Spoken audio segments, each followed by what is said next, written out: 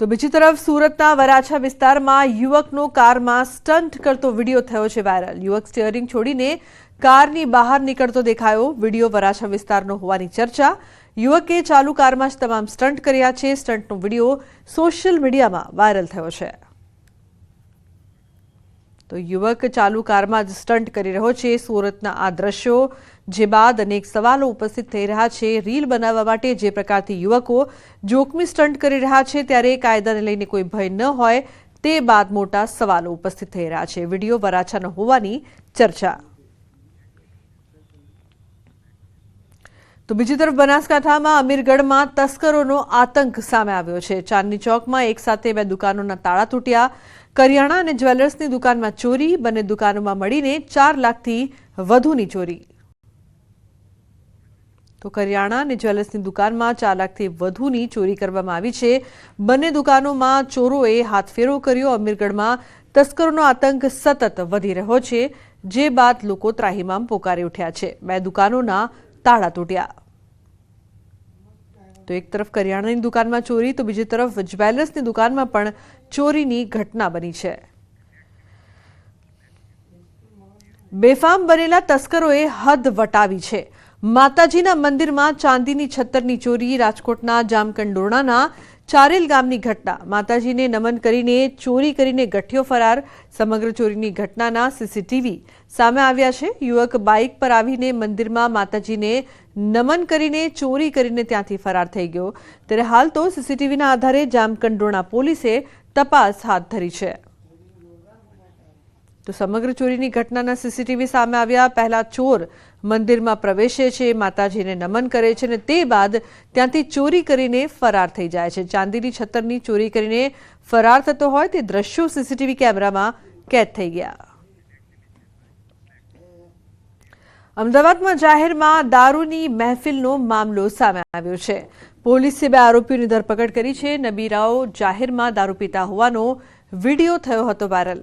અમદાવાદમાં ISKCON police ચોકી નજીકનો વિડીયો। સીડી પર બેસીને દારૂ પીતા હોવાનો વિડીયો વાયરલ થયો છે। અમદાવાદ શહેરમાં કાયદો વ્યવસ્થા અને પોલીસ પેટ્રોલિંગ સામે ઉઠ્યા સવાલો। તો ઇસ્કોન પોલીસ ચોકીની નજીક નબીરાઓ જાહેરમાં ગટગટાવી રહ્યા છે દારૂની મહેફિલ। ઇસ્કોન ક્રોસ રોડ નજીક જાહેરમાં દારૂની મહેફિલની ઇન્સ્ટાગ્રામ રીલ વાયરલ। 5 થી 7 યુવાનો કોમ્પ્લેક્સની સીડી પર બેસીને દારૂની માણી રહ્યા છે મહેફિલ। 2 દિવસ પહેલા જ રીલ કરવામાં આવી છે અપલોડ। તો પોલીસ ચોકી નજીક જ જાહેરમાં દારૂની મહેફિલથી ઉઠ્યા અનેક સવાલ। ન્યૂઝ 18 વાયરલ વિડીયોની નથી કરતું પુષ્ટિ। માધ્યમથી એક દારૂ પીતા મહેફિલના કેટલાક ઇસમો કરતાનો વિડીયો ધ્યાન ઉપર આવેલો। એ વિડીયો આધારે અમે અમારી અલગ અલગ ટીમો બનાવી તપાસ હાથ ધરેલી। એ દરમિયાનમાં કુલ 7 વ્યક્તિઓની એમાંથી ઓળખ કરેલી અને આ વિડીયો જેને પોતાના સોશિયલ મીડિયા એકાઉન્ટ ઉપર જે અપલોડ કરેલો એ સાગર પીતાંબર પરમાર કરીને એની ઓળખ થયેલી અને એની સાથે પિયુષ મકવાણા, પ્રકાશભાઈ મકવાણા, મયુર મકવાણા, મયંક મકવાણા, નટવર સોલંકી અને અમિત ડાભી કરીને 7 વ્યક્તિઓ ભેગા મળીને આ વિડીયો બનાવેલો અને આ તમામ વ્યક્તિઓ વિરુદ્ધમાં પ્રોહિબિશન એક્ટ, જીપી એક્ટ અને બીએનએસ એક્ટ મુજબની એમના વિરુદ્ધમાં ગુનો દાખલ કરી અને એમને અટકાયત કરવાની કાર્યવાહી હાથ ધરી। તો ગરમીને લઈને હવામાન વિભાગની આગાહી। આગામી દિવસોમાં ગરમીનું પ્રમાણ વધશે। 9 થી 12 માર્ચ દરમિયાન યલો એલર્ટની આગાહી। 40 થી 42 ડિગ્રી તાપમાન રહેવાનું અનુમાન। તો કેટલાક જિલ્લામાં યલો એલર્ટ રહેશે। 9 થી 12 માર્ચ દરમિયાન યલો એલર્ટની આગાહી કરવામાં આવી છે। 40 થી 42 ડિગ્રી તાપમાન રહેવાની શક્યતાની સાથે ગરમી વધશે। ફોન લાઈન પર સંવાદદાતા વિભુ જોડાયા છે। વિભુ, કેટલાક જિલ્લામાં યલો એલર્ટ અને ગરમી વધવાની આગાહી, શું અપડેટ?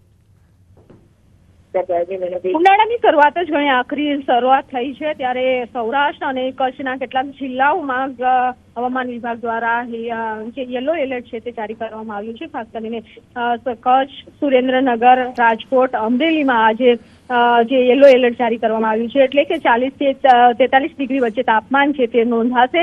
તો 10 તારીખે મોટાભાગના જિલ્લાઓ છે કે જે મધ્ય ગુજરાત, ઉત્તર ગુજરાત, કચ્છ અને સૌરાષ્ટ્રના જિલ્લાઓ છે કે જ્યાં ગરમીનું પ્રમાણ છે તે વધી રહ્યું છે। ઉત્તર પૂર્વના પવનો ફૂંકાઈ રહ્યા છે અને તેના કારણે તાપમાનમાં એકાએક વધારો થઈ રહ્યો છે। જી બિલકુલ વિભુ, આભાર આ સમગ્ર માહિતી બદલ. તો કેટલાક વિસ્તારોમાં ગરમી વધવાની છે. 40 થી 42 ડિગ્રી તાપમાન રહેવાનું અનુમાન છે. યલો એલર્ટની પણ આગાહી કરવામાં આવી છે. બોટાદના સાળંગપુર BAPS ખાતે રાજપૂત સમાજ સંગઠનોના મુખ્ય પ્રતિનિધિઓનું 12મું વાર્ષિક સંમેલન યોજાયું, જેમાં અલગ અલગ 196 થી વધુ સંગઠનના આગેવાનો હાજર રહ્યા હતા. સમાજની એકતા અને સમાજના વિકાસ માટે ચર્ચા થઈ, જેમાં રાજપૂત સમાજ સંકલન સમિતિના સભ્ય કરણસિંહના મતે આંદોલન તેમજ પદ્માવતી ફિલ્મ વખતે થયેલા કેસો પરત ખેંચવા સરકારમાં રજૂઆત કરાશે.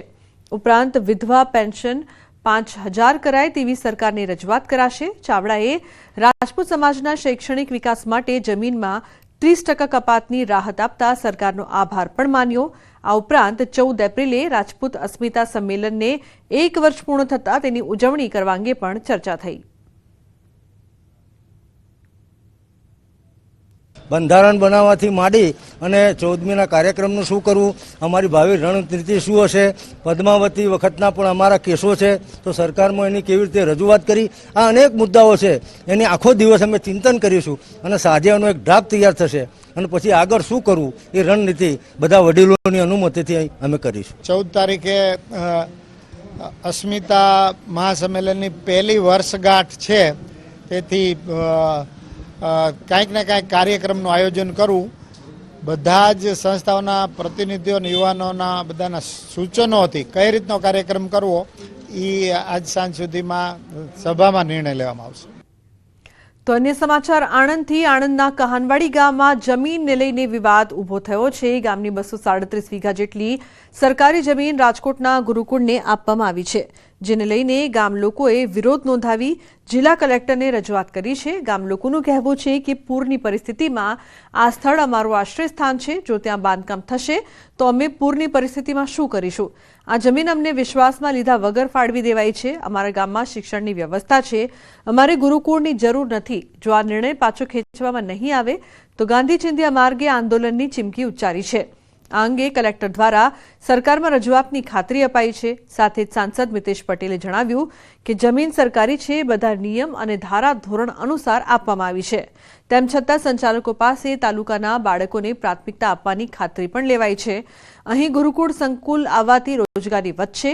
આ મુદ્દે જો ગ્રામજનો તેમને બોલાવશે તો તેઓ ચોક્કસપણે ગ્રામજનોને સમજાવવા માટે જશે, તેમ પણ મિતેશ પટેલે જણાવ્યું.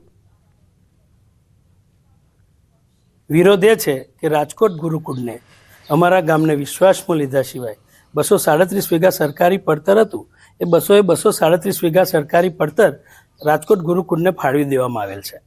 જ્યારે એ સ્વામીઓ અહીંયા મહેસૂલની 5 ફળાવા આવ્યા ત્યારે ગામમાં જાણ થઈ, પણ અમારું ગામ એટલું સક્ષમ છે, બાલ મંદિરથી યુનિવર્સિટીની કોલેજો સુધીનું અમારા ગામમાં જ ભણતર છે. અમે કલેક્ટર સાહેબને પણ રજૂઆત કરી અને આ 10મી તારીખે સાધારણ સભા બોલાવી અને અમે સરકારશ્રી સુધી રજૂઆત કરીશું. ગામજનોની રજૂઆત આવી છે. ગામજનોની અમુક રજૂઆત, ચોક્કસ રજૂઆત સાથે એક રજૂઆત કરી છે, જે અમે સરકારશ્રીમાં સાદર કરીશું. લેટરો લખીએ છીએ આપણે, સરકારે ધારા ધોરણ મુજબ ત્યાંની તમારે જંત્રી મુજબ જ જે સરકારના કોઈ નુકસાન ના જાય એ રીતની જમીનની ફાળવણી કરેલી છે. રૂપિયા એ પ્રમાણે લીધેલા છે.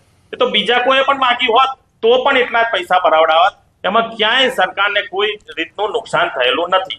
જો ગ્રામજનો મને બોલાવશે અને વાત કરવા, ટોપિક કરવા માટે, આની પર ચર્ચા કરવા માટે એ લોકોનો મને બોલાવવામાં આવશે તો હું જરૂરથી ત્યાં જઈશ, એમને સમજાવવાનો પ્રયત્ન કરીશ. તો સૌરાષ્ટ્રનું ભાવનગર કેરીના ઉત્પાદન ક્ષેત્રે દેશ અને વિદેશમાં આગવી ઓળખ ધરાવે છે.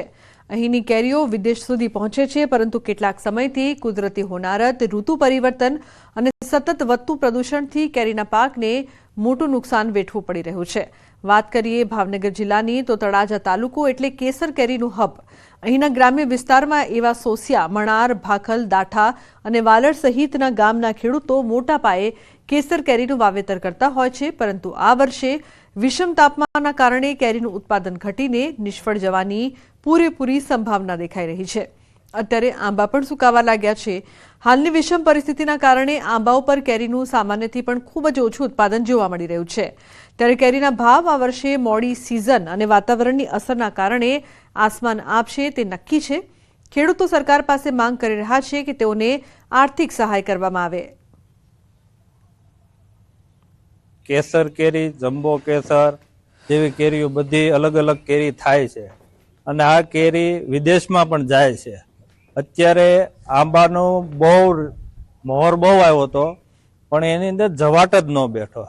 એના કારણે અત્યારે ખેડૂતને કોઈ સંજોગે આવક આવે એવો સાધન રહ્યા નથી. આ વર્ષે કેસર કેરીનું જે ફાલ આવ્યો હતો એવું હતું કે આ ખેડૂતને ધનવાન કરી દેશે, પણ આ અત્યારે આબોહવાને કારણે આ લિગ્નાઇટ પ્લાન્ટ એક બાજુ અલંગ શિપ બ્રેકિંગ યાર્ડ તેના કારણે અમારે આ આંબાનો પૂરી ફસલ નષ્ટ થઈ ગયેલી છે. ફ્લાવરિંગ થવું જોવે એ યોગ્ય રીતે થયું નથી, એટલે આંબાની અંદર કોઈ પણ પ્રકારનું આવરણ નથી.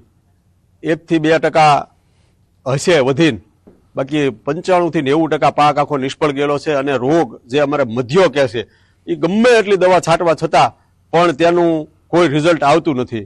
એટલે આંબાનો પાક આ વર્ષે સંપૂર્ણપણે નિષ્ફળ ગયો છે. અમારા ગામની અંદર, આ વિસ્તારની અંદર લગભગ 5,000 ખેડૂત આ બાગાયત વિસ્તારે ખેતી હારે જોડાયેલા છે. તો સતત એ લોકો મહેનત કરતા હોય રાત દિવસ અને પાક નિષ્ફળ જાય તો મને એવું લાગે આગામી દિવસોમાં જો આવું નવું રહેશે, જે કાંઈ કારણો હોય પણ આવું નવું જો આ બાગાયત વિભાગમાં રહેશે તો લગભગ અમારે કાંઈ પાક કોઈ પણ ફેરબદલી કરવી પડે.